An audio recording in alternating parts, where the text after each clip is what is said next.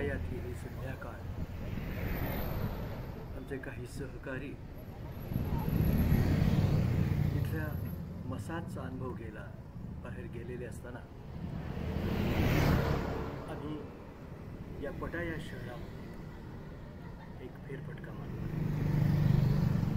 तिथलं जनजीवन, तिथली संध्याकाळ, सूर्यास्ताचा काळ आणि एकूण तिथलं वातावरण याचा अनुभव घेत आम्ही उभयता या पटायाच्या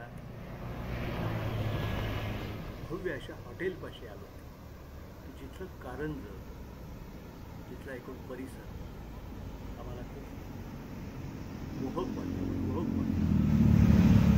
याचा आनंद घेत या सर्व परिसराचा एक छोटा नजारा आमच्या मोबाईलमध्ये चित्रित केला. संध्याकाळ विलक्षण होती, आनंददायी, शोभादायक होती.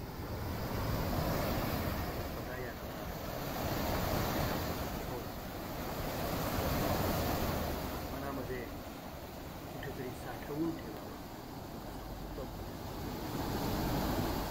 या 5 स्टार हॉटेल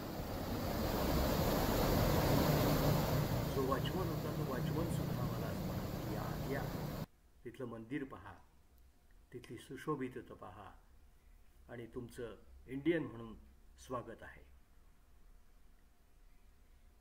आम्हीही त्याच्या विनंतीला मान देऊन तिथल्या सगळ्या परिसराचा असा आनंद घेतला.